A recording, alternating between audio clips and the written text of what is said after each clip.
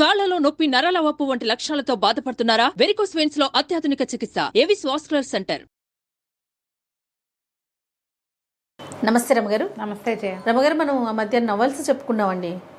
ఒక నోవెల్ చెప్పుకుందామా? నా ఫేవరెట్ రైటర్స్లో ఒకరు చిట్టారెడ్డి సూర్యకుమార్ గారు. మీరు అందరికీ ఇదే చెప్తారు రమగారు, అందరూ మీ ఫేవరెటే. అందరు ఎందుకు అవుతారు జయ? ఆల్మోస్ట్ వందల మంది రైటర్లు ఉన్నారు, నేను 10లో పేర్లు చెప్తా. ఓకే. బాగా చిన్నప్పుడు చదివిన పుస్తకం జయ ఇది. నేను ఒక 10th అలాగా. ఓకే, బాగుంటుంది. అయితే సూర్యకుమార్ గారి గురించి చెప్పాలి. వీరేమన్నా డాక్టర్ ఏమోనని నా అనుమానం. నవలల మీద ఇప్పుడు డాక్టర్ చిట్టారెడ్డి అని నేను చూడలే. ఇప్పుడు మెడికల్ టెర్మినాలజీ, మెడిసిన్కి సంబంధించిన విషయాలు చాలా విశదంగా చెప్తారు. మెడికల్ కాలేజీలో జరిగే ర్యాగింగ్లు, అవన్నీ బాగా నర్సులు వాళ్ళు వేసుకునే బట్టలు, వాళ్ళు చేసే పనులు, ఆపరేషన్ థియేటర్ సంగతులు అవి భలే వివరంగా చెప్తారు. Okay. And more over Suryakumar గారి దగ్గర ఒక ప్రత్యేకమైన క్వాలిటీ మిగిలిన రైటర్స్లో తక్కువ ఉండేది, వీరిలో బాగా ఎక్కువ ఉండేది ఏంటంటే ప్రతి క్యారెక్టరు పరిచయం చేస్తూ వారికి ఒక చిన్న కథ చెప్తారు. క్యారెక్టర్కి వాళ్ళ జీవితానికి సంబంధించిన కొన్ని, వాళ్ళు ఎలాంటి వాళ్ళు అనేది వాళ్ళకి సంబంధించిన కథ వివరంగా ఇచ్చేస్తారు. హైలైట్ బాగుంటుంది. ఎంత బాగుంటాయో. ఓకే. చాలా విషయాలు, చాలా వ్యక్తుల గురించి. ఆ ఆపరేషన్ థియేటర్లో పనిచేసే ఒక క్యారెక్టర్, అతనిది ఒక చిన్న కథ బ్రీఫ్గా ఇచ్చేస్తారు. విశ్వనాథ్ సత్యనారాయణ గారిది కూడా ఇలాంటి ఒక తరహా ఉంటుంది. ఆయన దగ్గర కూడా క్యారెక్టర్ పరిచయం చేసేటప్పుడు వాళ్ళకి సంబంధించిన వివరం ఇవ్వడం చాలా బాగుంది అనిపించేది. నాకు ఇష్టం ఆయన. విశ్వనాథ్ సత్యనారాయణ గారు ఆల్ టైమ్ ఫేవరెట్. అదే. సూర్యకుమార్ గారివి 3-4 నవెల్స్ చాలా బాగుంటాయి. అండ్ ఇంకోటి ఏంటంటే నాకు గుర్తుండి, నేను 10th క్లాస్లో ఉన్నప్పుడు లేదా ఇంటర్ ఫస్ట్ ఇయర్ సెకండ్ ఇయర్లో ఉన్నప్పుడు గణపతి సచ్చిదానంద స్వామీజీ గురించిన ఒక సీరియల్ రాశారు వీరు. సచ్చిదానంద స్వామీజీ ఇప్పుడు ఉన్నారు కదా మైసూరు. అవునండి. అయితే వారి కథ ఈవిడే రాశారు. భలే వివరంగా ఉండేది. ఇప్పుడు నేను కథ చెప్పు అంటే నేను చెప్పలేను, కానీ ఆ ఏజ్లో నన్ను ఎక్కువ అట్రాక్ట్ చేసింది జయ. ఓకే. ఆ పుస్తకం, ఆ సీరియల్ చదవటం వల్లే నాకు స్వామీజీ వారి గురించి తెలిసింది. తర్వాత ఈ మన శ్వేతార్క గణపతి తెలుసు కదా నీకు? జిల్లేడు చెట్టు మొదలు గణపతిగా రూపొందటం ఆ పుస్తకంలో చదివాను నేను. అప్పుడు అది సీరియల్గా వచ్చేది. ఆంధ్రభూమిలో వచ్చిందేమోనని అనుకుంటున్నా, బాగా ఖచ్చితంగా జ్ఞాపకం లేదు. ఓకే. వీరి వల్లే అది తెలుసుకున్నాను అనమాట. అందులో ఎన్ని రకాల క్యారెక్టర్సు, వాళ్ళ కథలు. ఇవాళ మనం ఏం చెప్దామంటే, ఇది నేను ఇందులో పెద్ద స్టోరీ ఉందని నేను అన్నాను. చాలా క్యారెక్టర్ల సమాహారంగా కనపడుతుంది. Brief story. ఓకే. కన్నెపిల్లలు, 2 అమ్మాయిల కథ ఇది. ఇవి ఉదాత్త చరిత్రలు కూడా బాగుంటుంది. నెక్స్ట్ టైం చెప్పుకుందాం తప్పకుండా. వీరితో నాకేమి పర్సనల్ టచ్ అవి ఏం లేవు, చాలా కాలం క్రితం చదివినవి కదా. నేను కొంతమంది రైటర్స్ తోటి అయితే మనం అవకాశం ఉంది, వీరితోటి నేను తెలుసుకోలేకపోయాను అట్లా. ఒకవేళ ఇది విన్నాక మన విధి విన్యాసాలు చెప్పినప్పుడు వాళ్ళ అమ్మాయి నాతో మాట్లాడారు, రైటర్ కౌశల్యాదేవి గారు, అంతే కదా, మాట్లాడారు. ఇప్పుడు కూడా అవకాశం ఉంటుంది. నండూరు రామ్మోహన్ రావు గారు అమ్మాయి కూడా టచ్లోకి వచ్చారు. వీరు కూడా అట్లా ఎవరైనా వస్తే ఇంకా సంతోషంగా ఉంటుంది. నాకు చాలా ఇష్టమైన రచయిత్రులలో చిట్టారెడ్డి సూర్యకుమార్ గారు ఒకరు. బాగుంటాయి కథలు. అయితే ఇది వందన, సరిత అని 2 అమ్మాయిలు, కన్నెపిల్లలు. వీళ్ళు ఏంటంటే స్కూల్ ఫ్రెండ్స్. మనకి ఇది ఎక్కడి నుంచి పరిచయం చేస్తారు కదా. వందనేమో స్టాఫ్ నర్స్గా పనిచేస్తుంది, సరితేమో స్కూల్ టీచరు. ఓకే. ఓ టీచరు వీళ్ళిద్దరు కలిసి ఒకే ఊళ్ళో కలిసి ఉంటారు. వీళ్ళు ఏంటంటే స్కూల్లో కలుసుకున్నారు, హై స్కూల్లో. వందన ఇంచుమించుగా అనాథ. వాళ్ళ అమ్మ వాళ్ళు ఉన్నారు, కానీ కొంచెం పెద్ద అయ్యాక అమ్మ చనిపోయింది. ఒక మేనబావ ఉన్నాడు, అతనేమో డిఫెన్స్లో ఎక్కడో పనిచేస్తున్నాడు. యుద్ధానికి మన సైనికుడిగా చేరాడనమాట. ఆర్మీలో ఉన్నాడు. ఎప్పుడో బావ వచ్చి తనని పెళ్లి చేసుకుంటాడు అనుకుంటుంది. అయితే 10th క్లాస్ దాకా, SLC దాకా కలిసి చదువుకుంటారు వీళ్ళు. సరిత ఒక పోలీస్ ఆఫీసర్ గారి కూతురు, కొంచెం ధనికులు కింద లెక్క. వందన పేదింటి అమ్మాయి, కానీ వీళ్ళిద్దరూ చాలా క్లోజ్ ఫ్రెండ్స్గా ఉంటారు. ఓకే. స్కూల్లో కలుసుకుంటారు. ఆ స్కూల్లో విషయాలు చెప్పేటప్పుడు కూడా క్రిస్టియన్స్ మిషనరీ స్కూలు, దానికి హాస్టల్ ఉండటం, హాస్టల్లో ఏమిటో నీకు ఆ వందన నీ తేనెకళ్ళు ఇంకా తేలిపోతున్నాయంటే అన్నంలో పురుగులు వస్తున్నాయని చెప్తుంది అనమాట. అన్నంలో పురుగులు వస్తున్నాయి, కళ్ళకి మంచిది, ఒంటికి బలం అని చెప్పారు అంటుంది. ఈ అమ్మాయి కూడా చిన్నమ్మాయి సరిత కూడా హాస్టల్లో చేరి వాళ్ళ మీద బోల్డ్ అన్ని కంప్లైంట్లు ఇచ్చి అలా చేస్తుంది అనమాట. సరిత చిచ్చుబుడ్డి, ఇంట్లో ఏమో చిచ్చు అనే పిలుస్తారు అమ్మాయిని. ఈ వందన పాపం అమాయకంగా మెత్తగా ఉంటుంది, మృదువుగా ఉంటుంది మనిషి. ఈ ఇద్దరు 10th క్లాస్ అప్పుడు 8th 9th క్లాసుల్లో వచ్చి చేరుతుంది వెళ్ళింది స్కూల్లో. ఆయనకి ట్రాన్స్ఫర్లు అవుతున్నాయని తండ్రికి ఈ స్కూల్లో వేస్తారు. మొదట ఏదో వచ్చేది ఇంటి నుంచి, తర్వాత హాస్టల్లో చేరిపోతుంది. 10th క్లాస్ ఈ అమ్మాయి ఫెయిల్ అవుతుంది, ఆ అమ్మాయి పాస్ అవుతుంది. ఓహో, 10th ఫెయిల్ వందన. ఫెయిల్ అయితే ఏం చేస్తుంది, నర్సింగ్ ట్రైనింగ్లో చేరిందనమాట. అప్పుడు ఎస్ఎల్సి కాలం ఇది. అదే మన 10th క్లాసు కంటే ముందే. ఎస్ఎల్సి అంటే ఇంటర్ వరకు కదా నమ్మగారు, +1 +2 కలిపితే కదా ఎస్ఎల్సి. అది నాకు తెలీదు, నేను అట్లా విన్నా. అలాగా అయి ఉంటుంది బహుశా. ఓల్డ్ ఎస్ఎల్సి అంటే మన ఇంటర్మీడియట్ తో సమానంగా ఈక్వల్ అని 12th క్లాస్ ఏమో మరి అనుకుంటున్నాను అమ్మగారు. అయి ఉండొచ్చు. ఈ అమ్మాయి ఏమో ఒక అమ్మాయి వందనేమో నర్స్ ట్రైనింగ్కి వెళ్తుంది, సరితేమో కాలేజీలో చేరుతుంది. ఓకే. తర్వాత స్కూల్ టీచర్గా వస్తుంది అనమాట. కొంతకాలం ఈ అమ్మాయి ఒకళ్ళకొకళ్ళు ఉత్తరాలు రాసుకోవటము, ఎప్పుడు కలిసే ఉంటారు, మాట్లాడుకుంటూ ఉంటారు. అప్పటికి ఫోన్లు కొంచెం తక్కువ కదా, ఈ ఫోన్లు పబ్లిక్ ఫోన్లు అవి లేవు. ఏదో ఒక ఆఫీసుల్లో, కాలేజీల్లో, హాస్పిటల్స్లో ప్రత్యేకంగా ఇంత దెబ్బ ఫోన్లు ఉండేవి. ఈ వ్యవహారం కాదుగా ఉత్తరాలు రాసుకోవటం అనమాట. వీళ్ళు ఒక బిల్డింగ్లో అద్దెకుంటారు. ఆ బిల్డింగ్లో ఉన్న ప్రతి క్యారెక్టర్ని పరిచయం చేస్తారు. వీళ్ళిద్దరు అమ్మాయిలు 20 ఏళ్ల వాళ్ళు, అందంగా ఉంటారు, చక్కగా ఎప్పుడు నవ్వుకుంటూ ఉంటారు.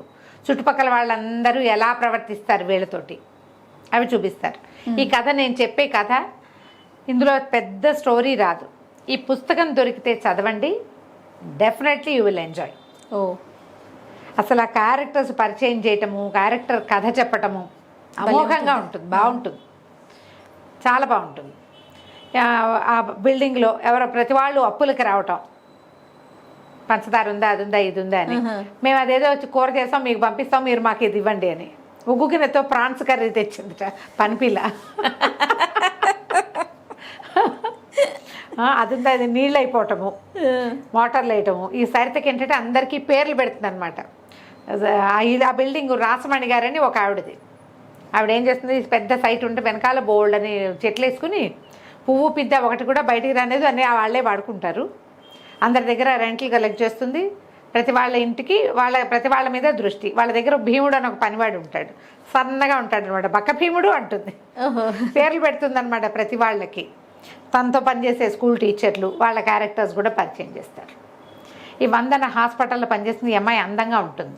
చాలామంది ట్రై చేస్తుంటారు. హాస్పిటల్స్లో ఉండేటువంటి ఏమంటారు కొన్ని దుర్మార్గాలు, వ్యక్తుల్లో ఎలాంటి భావాలు ఉంటాయి, ఎంత చులకనగా ఉంటారు మనుషులు, ఆడపిల్లల్ని ఎంత చులకనగా చూసేవాళ్ళు, అవి కనపడతాయి. ఓ తాయారమ్మ గారని ఒక ఆవిడ ఎంతసేపు భర్తను వదిలిపెట్టేసి కొడుకు దగ్గర ఉంటుంది. ఆ కొడుకేమో వీళ్ళకేసి చూస్తుంటాడు. ఏదో మాట మీద ఆ తాయారమ్మ గారిని హాస్పిటల్ తీసుకెళ్తాడు. ఇంతలా ఉంటుంది. రోజు పంచదార కోసం పిల్లాడు రవ్వలడ్డు చేయమన్నాడు ఉంటుంది. రవ్వలడ్లకి పంచదార 4 రవ్వలడ్లు పట్టుకొచ్చి ఇస్తుంది. కానీ వీళ్ళ దగ్గర చెప్ప నువ్వు అప్పులు ఇవ్వద్దు అంటుంది సరిత. ఈ వందనికేమో వాళ్ళతో మంచి వాళ్ళు, పాపం వాళ్ళు బాగా మాట్లాడుతున్నారు కదా అని ఇచ్చేస్తుంది. ఇలా కథ నడుపుతూ తీసుకెళ్తారు ముందుకి. తను నర్సు ట్రైనింగ్ ఎలా చేసింది అనేది ఉత్తరాల రూపంలో చూపిస్తారు. వందన ఎక్కడికో వెళ్ళింది, సరిత ఒక్కతే ఉంది ఇంట్లో. పాత ఉత్తరాలన్నీ తీసి చదువుకుంటుంది. ఇప్పుడే నర్స్ ట్రైనింగ్ పూర్తి చేసి అంటుంది అనమాట. 10-15 ఉత్తరాలు ఏమేమి ఉన్నాయి, ఎలా ఉన్నాయి, మధ్యలో ప్రెగ్నెన్సీలు ఎవరెవరివో అలాంటివన్నీ తీసుకొస్తారు. ఎంత తాపీగా పోతుందో, కానీ ఇంట్రెస్టింగ్గా ఉంటుంది. ఓకే, కథ ఆసక్తికరంగా ఉంటుంది. సరే, ఇద్దరు కలిసి సినిమాలకు వెళ్ళటం. అప్పట్లో సినిమాకి వెళ్ళటం ఒక ప్రత్యేకమైన ఇది, సరదా. మేము కూడా అలాగే వెళ్ళేవాళ్ళం. ఆదివారం వస్తే సినిమాకి వెళ్ళాలి. ఇంకేం టీవీలు లేవు కదా, ఇంకా అదే ఎంటర్టైన్మెంట్. టీవీలు లేవు, ఫోన్లు లేవు, ఏం చింతపిక్కలు ఆడుకునేవాళ్ళం ఎండాకాలం. అప్పుడప్పుడు వారానికి 10 రోజులకు ఒక సినిమాకి వెళ్తూ ఉంటాం. చూసిన సినిమా మళ్ళీ చూస్తుండేవాళ్ళం. వీళ్ళిద్దరు గట్టిగా మాట్లాడడం. సరిత పెద్ద గొంతు. ఓకే. వందన్ కొంచెం ముద్దుగా మాట్లాడుతుంది, చిన్నగా మాట్లాడుతుంది. ఈ తాయారమ్మ గారు కొడుకునితో పాటు ఉంటుంది. భర్త ఏమో ఊళ్ళో ఉంటాడు. వాళ్ళు వచ్చి ఈ విషయం చెప్పేశారు కదా, అబ్బాయి ఏం చెప్తాడంటే నా పెళ్ళయిందండి, మా అమ్మ పెళ్ళిలో గొడవ అయ్యి మా ఆవిడని తీసుకురానివ్వలేదు, నెల సంపాదన 20 రోజులకే అవగొట్టేస్తుంది, అంత అప్పులు, మా నాన్న ఒక్కడే ఉంటున్నాడు, పెళ్ళకి వెళ్ళవమ్మా అంటే వెళ్ళదని చెప్పేశారు కదా. అవన్నీ చూస్తే వీళ్ళకి ఏం గుర్తొస్తుంది, ఈ సరిత వాళ్ళ ఊరి పద్మజ అని ఒక పిల్లకి పెళ్ళి అవుతుంది వాళ్ళ ఊళ్ళో, ఆ పద్మజ మొగుడేమో అని డౌట్ వస్తుంది. ఓకే. ఏం చేస్తారు, ఆ పద్మజని పిలిపించి ఇంకో గదిలో దింపుతారు. వీళ్ళిద్దరు మొగుడు పెళ్ళం ఎదురుపడేసరికల్లా వాళ్ళిద్దరు కలిసి ఉంటే చుట్టుపక్కల వాళ్ళంతా చెప్పుకుంటారు. ఈ తాయారమ్మని లేకుండా ఏం చేస్తారు, హాస్పిటల్లో పెడతారు ఓ వారం రోజుల పాటు. ఆవిడ లేని టైంలో ఈ పద్మజని ఇక్కడ దింపుతారు. ఇట్లాంటివి కొన్ని సరదా సంఘటనలు జరుగుతూ ఉంటాయి. హాస్పిటల్లో సూపర్నెంట్గా ఒక డాక్టర్ ఉంటారు. ఆయన చాలా పొడుగట్టివాడు, ఈ వందన సన్నగా చిన్నగా పొట్టిగా చిన్నపిల్లలాగా ఉంటుంది. 20 ఏళ్ళు, అంతకంటే ఏం వయసు ఉంటుంది, ఇంటర్మీడియట్ అయ్యాక 2-3 ఏళ్ళు నర్సింగ్ చేసిన వాళ్ళకి అంతే 20-21 ఉంటాయి. ఈ అమ్మాయికి ఆ డాక్టర్ మీద ఆసక్తిగా ఉంటుంది. బాగా వస్తాడని వెయిట్ చేస్తూ ఉంటుంది ఒకటి. రెండోది, ఈ హాస్పిటల్లో వెంకట్ అని ఒక డాక్టర్ ఉంటాడు. అతనికి ఎంతసేపు ఈ అమ్మాయి మీద దృష్టి, ఈ పిల్ల వెనకాల తిరుగుతూ ఉంటాడు. ఈ అమ్మాయి దగ్గరికి రానిపోయేసరికల్లా ఇంకెవరో నర్సు తోటి చేరువవుతాడు. జాలిగా ఉంటుంది అతను చూస్తే, కానీ ఆసక్తి రాదు. ఈ కామ్గా ఉండే పెద్ద డాక్టర్ మీద ఆసక్తిగా ఉంటుంది పిల్లకి. ఓకే. అది పరిచయం చేస్తారు డాక్టర్ యతీంద్ర. అతను సూపర్నెంట్గా ఉంటాడు. అతను కూడా ఈ అమ్మాయి తేనె రంగు కళ్ళు ఎక్కువగా అతను ఆపరేషన్ థియేటర్లో చూస్తాడు. ఓహో. విడిగా అమ్మాయిని చూసుండాడు అనమాట, చూడ్డు, అవి తక్కువ ఉంటాయి. ఆ తేనె కళ్ళు మాత్రం మీద దృష్టి ఉంటుంది, కానీ ఎవరో స్టాఫ్ నర్సు, అంతకంటే ఏముంటుంది. కథ ఇట్లా స్లోగా నడుపుకుంటూ వెళ్తారు.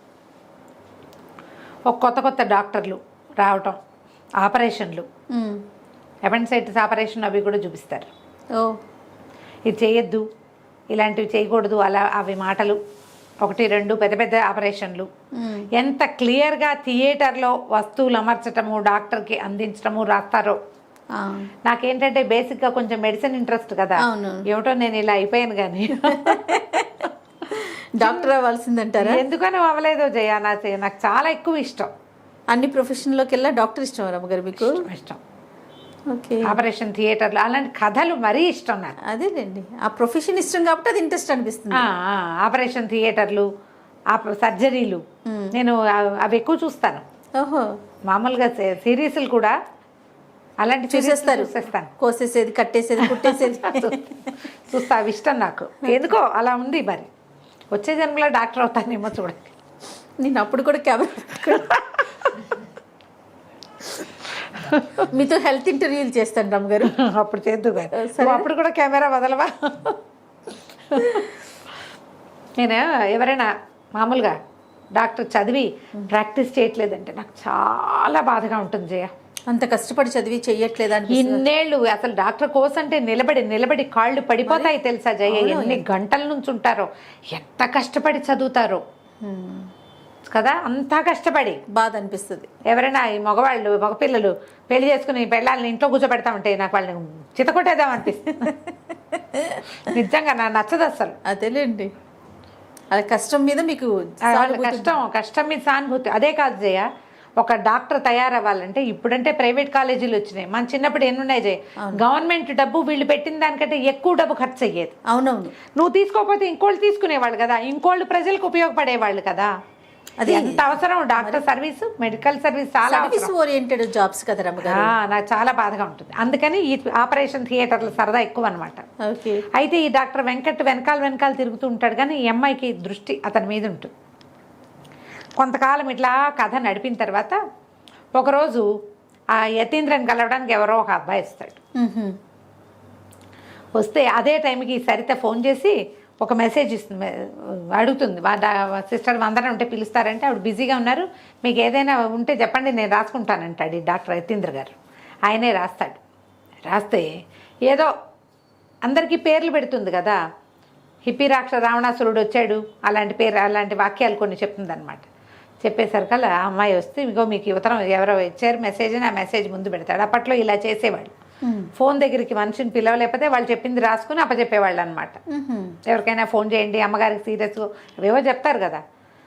వీళ్ళిద్దరు అడుగుతారు ఏమిటి ఈ మెసేజ్కి అర్థం అని. ఆ రెండో కుర్రాడు ఈ అమ్మాయి వెనకాల వస్తాడు. ఓకే. అక్కడ ఇంకో అబ్బాయి ఇచ్చాడు కదా. తర్వాత ఒక రోజు తర్వాత 2 రోజుల తర్వాత సినిమాకి వెళ్తారు. సినిమాకి వెళ్తే ఈ రెండో అబ్బాయి వెనకాల కూర్చొని కనిపిస్తాడు, పలకరిస్తాడు. పలకరించేసరికి ఎవరో చూస్తున్నాడు అబ్బాయి మనకేసి అంటే కృష్ణుడు అంటుంది. ఏమిటి నువ్వు పిచ్చకిందా, నువ్వు ఏదో మాట్లాడుతున్నావంటే అబ్బాయి కృష్ణుడిలా కనపడతాడు చక్కగా, సామాన్ సాయిగా పొడుగ్గా బాగున్నాడని. సరే వచ్చి పలకరిస్తాడు. పలకరిస్తే వీళ్ళ పక్కన కూర్చుంటాడు. డాక్టర్ గారి దగ్గరికి వచ్చాడు, వాళ్ళ ఫ్రెండో ఎవరో అని చెప్తుంది. ఏం చదువుతున్నా అంటే ఎంబీ చదువుతున్నాను, బహుశా మాస్టర్ ఆఫ్ బిజినెస్ అయ్యి ఉంటుంది, ఎంబీఏ అనరు, ఎంబీ అని చెప్తారు. సెకండ్ ఇయర్ చదువుతుంటే మనకంటే చిన్నవాడైతే మాట్లాడచ్చు అనుకుంటారు వాళ్ళు, చిన్నపిల్లాడు చదువుకుంటున్నాడు కదా, కానీ కుర్రాడు అబ్బాయి వీళ్ళు పక్కన కూర్చుంటాడు. కూర్చుని వీళ్ళిద్దరు కబుర్లు వింటాడు, ఎక్కడికైనా వెళ్ళిపోదాం. అది ఏమవుతుందంటే ఈ హాస్పిటల్లో ఉండగా ఈ అమ్మాయి ఈ డాక్టర్ వెంకట్ ఏమో తన వెనకాల పడుతున్నాడు, అతన్ని ఇది చేయదు. అక్కడ డాక్టర్ కృష్ణయ్య అని ఒక ఆయన ఉంటాడు, ఆయన చాలా మర్యాదస్తుడు అనుకుంటుంది. ఒకరోజు థియేటర్లో అతనికి ఎత్తో పాటు ఒంటరిగా ఉంటే అతని ఈ అమ్మాయి మీద అఘాయిత్యం చేయబోతాడు. చేయబోయేసరికల్లా అరిచి కేకలు పెడుతుంది. ఇతను యతీంద్ర వచ్చేస్తాడు, ఆయన వస్తాడు సూపరింటెండెంట్ వచ్చి డాక్టర్ని కేకలేసి పంపిస్తాడు. ఏంటి నీ మీద ఇలాంటి కంప్లైంట్స్ వస్తున్నాయంటే ఈ పిల్ల పోట్లాడే గట్టిగా అరిచేస్తుంది అనమాట. చేసిన వాడిని వదిలేసి నన్ను విక్టిమ్ని నన్ను అడుగుతారేంటి? ఇక్కడ శీలంగా మర్యాదగా ఉండాలని అనుకునే వాళ్ళకి దారి లేదు. ఇలా ఎవడో ఒకడు వచ్చి మీద పడతాడు, మీరేమో మమ్మల్ని సంజాయిషి అడుగుతారు. అతని మీద ఇష్టం వచ్చేస్తుంది. అంతకుముందు అంత ఎంతసేపు రూమ్ తుడిచిపెట్టి అతను వచ్చేసరికల్లా రూమ్ క్లీన్గా ఉంచి ఆపరేషన్ థియేటర్లో అతని పక్కనే నుంచుని అంటే ఒక ఇది ఉందన్నమాట, ఇన్ఫాక్చుయేషన్, ఒక ఆకర్షణ ఉంటుంది అతని మీద. అతను రివర్స్లో అడిగేసరికల్లా భరించలేకపోతుంది. ఎక్కడికైనా వెళ్దాము 4 రోజులు, నాకు విసుగ్గా ఉంది, నాకు కష్టంగా ఉందంటూ. ఈ అబ్బాయి ఏమంటాడంటే నేను హైదరాబాద్ వెళ్తున్నాను, మీరు వస్తారా అంటాడు. సరే ఆలోచించుకుని సరే వెళ్దాం, చిన్నపిల్లాడు కదా, చిన్న కుర్రాడు చదువుకుంటున్నాడని వెళ్దాం అనుకుంటారు. సరే తీసుకెళ్తాడు హైదరాబాద్కి కారులో. ఓహో వెళ్తారు, ఏదైనా ఎంజాయ్ చేయాలనుకుంటారు. అయితే నేను ఎప్పుడూ క్యావరేలు అవి ఇవి వెంటనే కానీ ఎప్పుడూ చూడలేదంటూ అనేసరికి ఓ బార్కి తీసుకుపోతాడు వీళ్ళని. డ్రింక్స్ ఏవో తెప్పిస్తాడు. ఇవి తాగండి అంటే ఈ 100 ఒక నోట్లో పెట్టిన, బాబోయ్ నా వల్ల కాదు, నేను తాగలేను అంటుంది. సరితకు మాత్రం ఏం లేదు, అవేంటో ట్రై చేయాలంటుంది, పిల్ల అల్లరిది కదా, తాగేసి కక్కిస్తుంది మొత్తం. సరే మోసుకెళ్తారు, ఎవరో బయటికి తీసుకెళ్తారు, ఎవరు తీసుకెళ్లారో తెలియదు. ఈ అమ్మాయినేమో యతీంద్ర వస్తాడు అక్కడికి. వచ్చి 100 అని చెప్పి ఇంకా ఏం మిగిలింది, ఇంకేం చేయాలి, చేసింది చాలదా, ఇక్కడికి వచ్చి కూర్చున్నావు అని బలవంతంగా తీసుకొస్తాడు. బయటికి తీసుకొస్తే ఈ అమ్మాయి ఆడుతుంది, మీకేం సంబంధం లేదు, మీరెవరు నన్ను అడగడానికి, మీరు అక్కడే సూపరింటెండెంట్, మీరు ఇక్కడ ఏం కాదు, నన్ను వదిలేసేయండి అంటూ. ఎందుకు కాదు, ఈ కాగితానికి సమాధానం చెప్పంటాడు. అంతకుముందు ఏం చేస్తుంది, ఆ రూమ్లో కూర్చున్నప్పుడల్లా చక్కగా రాసుకుంటుంది అనమాట, మంచిగా అందంగా చెక్కుతుంది అక్షరాలు, యతీన్ మై లవర్, ఇగో ఈ కాగితం అక్కడ ఉంది, దీనికి సమాధానం చెప్పు, అప్పుడు నేను చెప్తాను అని కొంచెం గట్టిగా ఇట్లా ఎందుకు వచ్చావు నువ్వు అని కేకలేసరికల్లా నువ్వు ఇలా అడిగేసరికి నేను ఓర్చుకోలేకపోయానంట. నేనేం చేయను, నాకు ముందు నుంచి నువ్వంటే ఇష్టం. ఓసారి వెంకట్తో కనపడతావు, వెంకట్ ఇంకో అమ్మాయితో కనపడతాడు కాబట్టి నేనేం అనలేను, ఒక భరించలేను నేను నువ్వెవరితోటైనా. డాక్టర్ ఒక ఆయన వస్తాడు మధ్యలో, ఒక క్రిస్టియన్ డాక్టర్ ఒక ఆయన కూడా ఏంజల్ అని ఈ పిల్ల వెనకాల తిరుగుతాడు. ఓకే, వాళ్ళని చూస్తే నాకు అసూయగా ఉంది, నువ్వు వేరే వాళ్ళ దగ్గర ఉంటే నేను భరించలేను. ఆ డాక్టర్ కృష్ణయ్య చేతుల్లో చూసుకుంటే నీ తప్పేం లేదని నాకు తెలిసినా కూడా ఒక భరించలేని తనంతో అలా మాట్లాడాను అని చెప్పి నన్ను పెళ్లి చేసుకోమని అడుగుతాడు. సరే కాస్త నేను నిద్రమొహం పడేసరికి తీసుకెళ్ళి గదిలో దింపుతాడు. వీళ్ళు ఒక రూమ్ తీసుకుని ఉంటారు. అవి వెళ్ళిపోతూ ఆ సరిత పడుకుని ఉంటే దా కళ్ళ మీద ఇలా అంటాడు. ఎవరో నా కళ్ళు ముట్టుకున్నారనుకుంటుంది, అమ్మాయికి తెలియదు. తెల్లవారి నిద్ర లేచి చూసేసరికల్లా ఏముంది, సరిత వాళ్ళ నాన్నగారు వచ్చి కూర్చుని ఉంటారు అక్కడ. కాంతపోతారు, ఏం చేయాలో తెలియదు. వీళ్ళు వచ్చి హోటల్ రూమ్లో దిగితే ఇతర ఆడపిల్లలు, ఆ కాలం అది కాదు 70s కదా మరి, అక్కడి నుంచి మొహాలు కడుకురండి, తయారవ్వండి, ఇంటికి వెళ్ళిపోతామంటారు అని చెప్పి తీసుకెళ్తారు. ఆ డాక్టర్ ఈ లోపల ఆయన వస్తాడు యతీంద్ర, మేము మా పిల్లల్ని ఇంటికి తీసుకెళ్ళి మాట్లాడుకుంటాను లేండి డాక్టర్ గారు అని చెప్పేస్తాడు ఆయన. పిల్లలు ఇద్దరిని ఆడపిల్లలు ఇద్దరిని తీసుకుపోయి ఇంటి దగ్గర దింపుతాడు. తల్లి సంతోషిస్తుంది.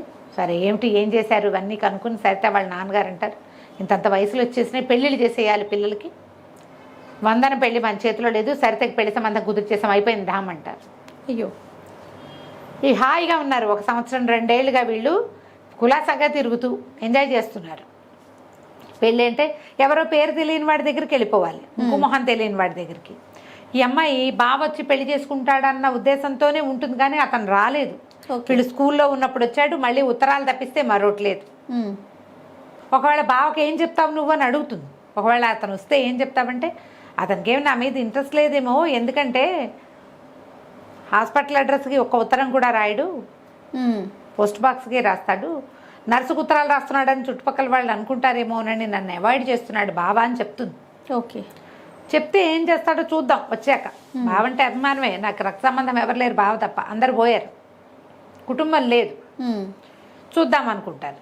తీరా ఏమవుతుంది, సాయంకాలం పెళ్లి వాళ్ళు వస్తారని చెప్పి చూస్తుంటే కారులో నుంచి ఆ మహేంద్ర దిగుతాడు. ఎవరు ఈ అబ్బాయి, వీళ్ళని తీసుకొచ్చాడు కదా, మహి అని పిలుస్తుంటారు వాడిని, మహేంద్ర అబ్బాయి పేరు. దిగేసరికి చిన్నోడు అనుకుంటున్నారు. వచ్చేసరికి ఇగో ఎవరో పెళ్ళికొడు కాదు మన ఫ్రెండే వచ్చాడని పరిగెత్తుకుంటూ వెళ్తే హాయ్ మహి అనుకుంటూ వెళ్ళేసరికి లోపల నుంచి ఇంకొక ఆవిడ దిగుతుంది. ఒక ఆవిడ వస్తుంది ఆ కుర్రాడితో పాటు. ఓకే. వీళ్ళిద్దరు పెళ్లి చూపులకు వచ్చారు. ఇదేమి నువ్వు ఇంజనీర్వా, నువ్వు ఏదో చదువుకుంటానని చెప్పావు కదా అంటారు. వాడు ఆల్రెడీ ఇంజనీరింగ్ చదివి 2 ఏళ్ళు ఉద్యోగం చేసి ఇప్పుడు ఎంబీఏలో చేరాడు. ఆవిడ ఈ సరిత వాళ్ళ అమ్మగారికి ఫ్రెండ్, చిన్నప్పటి ఫ్రెండ్స్. సరే సంబంధం కుదిరిపోయింది. ఇప్పుడు ఈ మహేంద్ర సరిత కాబోయే మొగుడు, పెళ్లికి సంబంధం కుదిర్చేశారు. వాడు తెలుసుకునే వీళ్ళ వెనకాల పడ్డాడనమాట. అదే సరే సంబంధం ఓకే చేసేసారు. ఇంకా కొంచెం టైం పడుతుంది. మళ్ళీ ఇద్దరు సొంత ఊరు చేరతారు. ఈ ఊరు ఉద్యోగాలకి, అమ్మాయి స్కూల్కి, ఈ అమ్మాయి హాస్పిటల్కి. అక్కడి నుంచి హాస్పిటల్కి వెళ్ళేసరికల్లా ఆ హాస్పిటల్లో స్టాఫ్ అందరూ చెప్తారు డాక్టర్ కృష్ణ మీద ఇది తీసుకున్నారు, యాక్షన్ తీసుకున్నారు, పోలీస్ రిపోర్ట్ ఇవ్వమన్నారు. మిగిలిన వాళ్ళు రిపోర్ట్ ఇస్తే అమ్మాయి కోర్టుకు రావాలి కాబట్టి అలా వద్దని పనిష్మెంట్ కింద ఏదో వేరే ఊరు వేసేసారు, కృష్ణయ్యని చేసేసారు అని చెప్తారు. అక్కడికి వెళ్తుంది. మళ్ళీ యతీంద్రని కలవడానికి వెళ్తే అతనేమంటాడంటే సింపుల్గా పెళ్లి చేసుకుందాం, పెద్దవాడిని అయిపోయి ఇట్లా పీటల మీద పెళ్ళిళ్ళు అవి వద్దు, రిజిస్టర్ మ్యారేజ్ చేసుకుందామంటే అమ్మాయికి ఎవరున్నారు ముందు వెనక, హాస్పిటల్ వాళ్ళందరికీ పార్టీ ఇద్దాం అనుకుంటారు. సరే పెళ్లి సంగతి మాట్లాడుకుని వచ్చే వారం 2-3 రోజుల్లో మా అక్కయ్య బావ నన్ను పెంచారు, అమ్మా నాన్న లేరు నాకు, మా అక్క బావ వస్తారు, ఆయన ఫారిన్లో ఉన్నారు బావగారు, రేపు ఎల్లుండి వస్తున్నారు, ఎల్లుండి మనం వాళ్ళని కలిసి రిజిస్టర్ మ్యారేజ్ చేసేసుకుందామని చెప్తారు. ఈ ఇంటికి వెళ్తుంది. ఇంటికి వెళ్ళేసరికల్లా వీళ్ళిద్దరు పక్కపక్క నవ్వేసుకుంటూ ఉంటారనమాట. ఏమిటి నా అడ్రస్ మారిపోతుంది, కొద్ది రోజుల్లో సూపరింటెండెంట్ గారి ఇంటికి చేరుతుంది, నర్సులతో ప్రణయం సాగిచ్చారని చెప్పుకుంటారు, నీ పక్కపక్క నవ్వుకుంటూ ఉంటారు. వచ్చి ఒక మనిషి గుమ్మంలో నుంచుంటాడు. తీరా చూస్తే ఈ వందన వాళ్ళ బావ. నిర్ఘాంతపోతారు. ఏమిటి పెళ్ళి కుదుర్చుకున్నాక ఇప్పుడు ఇతను వస్తే ఏం చెప్పాలి, కాసేపు మాట్లాడాలంటే సరే ఎక్కడ మాట్లాడాలి, ఈ ఇల్లంతా ఇరుక ఉంది, మేడ మీదకి వెళ్దామని మేడ మీద వచ్చి ఆపేసుకుని కూర్చుంటారు. సరితా నువ్వు కూడా రా అని తీసుకుపోతాడు. ఇప్పుడు నేను సైన్యంలో ఉన్నా కదా, నాకు ఏదైనా అయ్యిందంటే నువ్వేం చేస్తావు అంటాడు. నువ్వు బతుకుంటావా వందన అని అడుగుతాడు. వందన అంటుంది, బాబా నువ్వు చాలా క్లోజు, రక్త సంబంధం, నువ్వంటే ఎంతో అపేక్ష, అయ్యో నా ఆత్మబంధువు పోయాడని బాధపడతాను కానీ నీకోసం నేను చనిపోలేను బాబా అంటే అప్పుడు చెప్తాడు అతను, నేను ఆల్రెడీ పెళ్లి చేసేసుకున్నాను. అది నీకు ఎట్లా చెప్పాలి, నా మీద ఆశ పెట్టుకుని ఉంటావు, చిన్నపిల్లవి, నేను నీకు ఎట్లా చెప్పాలా అని బాధపడుతున్నాను. నువ్వు నా కోసం ప్రాణం పెట్టకపోతే నాకే భయము లేదు. ఇప్పుడు నా మీద నేను పెళ్లి చేసుకున్నానంటే ఈ పిల్ల ప్రాణత్యాగం చేస్తానంటే ఆ కాలం అది అప్పటి కాలం అది, ప్రాణత్యాగాల కాలం, సూసైడ్ చేసేసుకోవటం. అందుకని సరే ఒప్పించుకుని మళ్ళీ వచ్చినప్పుడు సబితని తీసుకొస్తాను, మా సీనియర్ కూతురు, ఆమె నన్ను పిచ్చిగా ప్రేమించింది, నా కోసం ప్రాణత్యాగానికైనా సిద్ధపడింది, అందుకని పెళ్లి చేసేసుకున్నాను, ఈసారి వచ్చినప్పుడు తీసుకొస్తానంటాడు. ఆడపిల్లలిద్దరికీ చెరో 1000 రూపాయలు చేతిలో పెట్టి, వాళ్ళ ఇంట్లో పని మనిషి ఉంటే దానికి కూడా 10 రూపాయలు చేతిలో పెట్టి మళ్ళీ కలుస్తానని వెళ్ళిపోతాడు. సరే అమ్మాయిలు ఇద్దరు తర్వాత 2-3 రోజుల తర్వాత మా అక్క బావ వస్తారన్నారుగా, రైల్వే స్టేషన్కి వెళ్తారు. రైల్వే స్టేషన్కి వెళ్తే సరే రైలు ఆగింది, యతీంద్ర కూడా వస్తాడు. ఒక పెద్ద ఆయన దిగుతారు ముందు, యతీంద్ర వెళ్ళి ఆయన కావలించుకుంటాడు. ఆయన వెనకాల నుంచి ఒక ఆవిడ దిగుతుంది. ఆవిడెవరు, మహేంద్ర వాళ్ళ అమ్మ. వాళ్ళిద్దరు వెనకాల నుంచి మహేంద్ర దిగుతాడు. డాడీ ఇదిగో ఇది నాది అని ఆ సరితను చూపిస్తాడు. ఈ యతీంద్ర మహేంద్ర మేనమామ మేనల్లుడు, వాళ్ళ అక్క కొడుకు, అక్క బావని ఇతన్ని పెంచుతారు. ఈయన పెద్దవాడు, ఏజ్ గ్యాప్ ఉంది.